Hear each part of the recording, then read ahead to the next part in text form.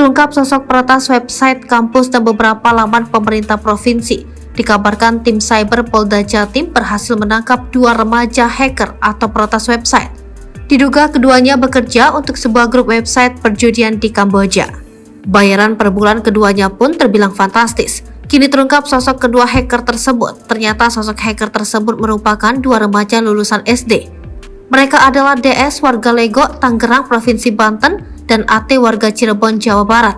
Mereka melakukan peretasan dengan cara mengubah tampilan website resmi kampus atau organisasi perangkat daerah Pemprov sasarannya dengan membubuhi fitur pop-up iklan judi online. Catatan hasil penyidikan Subdit 5 Cybercrime di Ditreskrimsus Polda Jatim, terdapat ratusan website kampus terkemuka dan juga OPD di beberapa provinsi, termasuk Pemprov Jatim yang diretas oleh tersangka.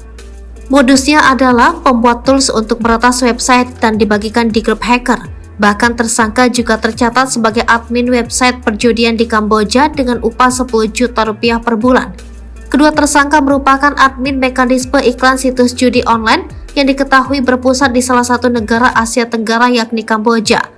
Wakil Direktur Ditreskrimsus Polda Jatim, AKBP Arman mengungkap alasan kedua tersangka menargetkan website lembaga pendidikan dan organisasi perangkat daerah berdomain go.id dan ac.id untuk diretas dan dipasangi tampilan pop-up iklan judi online.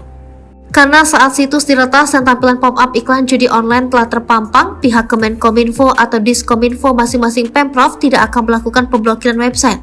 Tujuannya, lanjut AKBP Arman, yakni menaikkan kepadatan kunjungan user website judi online yang para hacker iklankan dengan tetap mengoptimalkan mekanisme search engine optimization.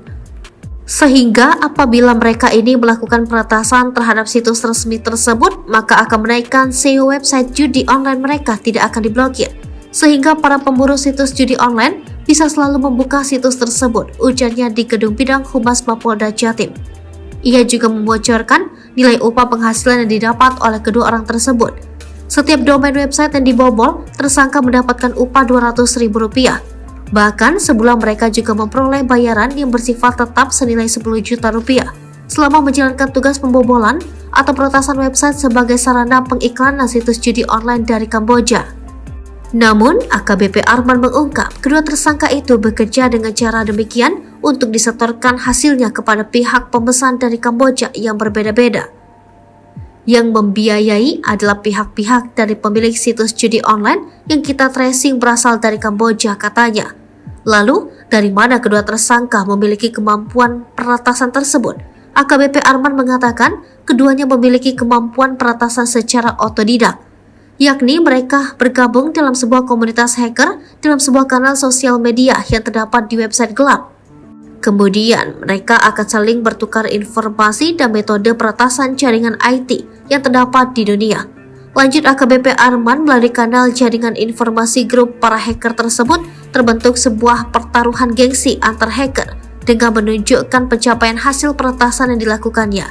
Namun, mengenai strata pendidikan para tersangka, AKBP Arman mengungkap, keduanya ternyata hanya tamatan sekolah dasar.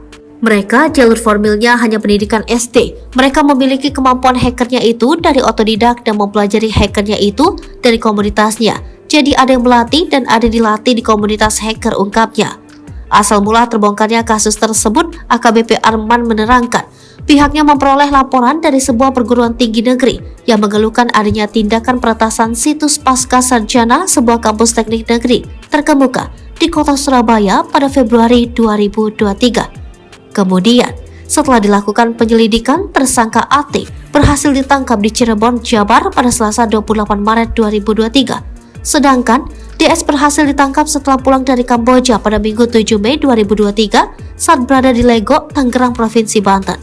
Akibat perbuatannya, kedua tersangka dikenakan Undang-Undang Nomor 11 Tahun 2008 tentang Informasi dan Transaksi Elektronik, sebagaimana telah diubah dengan Undang-Undang Nomor 19 Tahun 2016 tentang perubahan atas Undang-Undang Nomor 11 Tahun 2008 tentang Informasi dan Transaksi Elektronik.